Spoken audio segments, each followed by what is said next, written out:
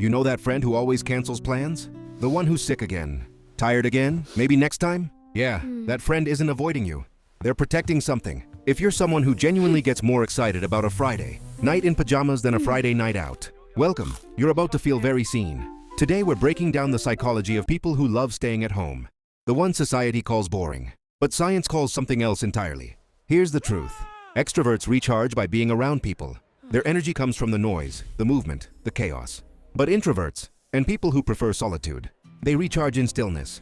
Every social interaction, even a fun one, slowly drains their battery. And home? That's the only charger that actually works. Psychologists call this optimal arousal theory. Some people need more stimulation to feel good. Others need less. It's not laziness.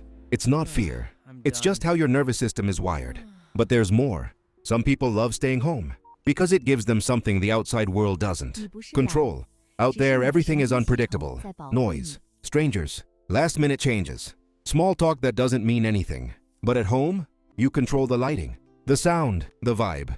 And for people with anxiety or high sensitivity, that control isn't comfort, it's survival.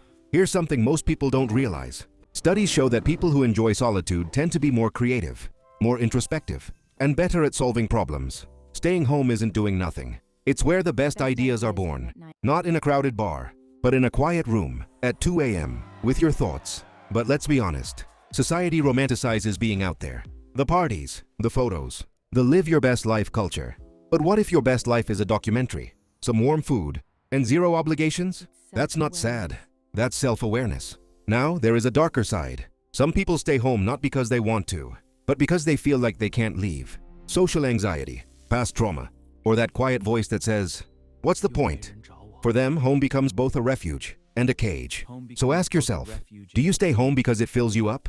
Or because leaving feels too heavy? Because one is peace, the other is hiding. But for those who truly love staying home, they're not missing out. They're just living differently. They find joy in small things. Morning coffee, a favorite spot on the couch, the way the light hits the room at sunset. Things most people rush past. Psychologists call this low stimulation preference. These people don't need the world to entertain them. Their inner world is rich enough. So if you turn down invitations without guilt, feel genuinely happy on a solo Saturday, or prefer rewatching your comfort show instead of going out, you're not broken.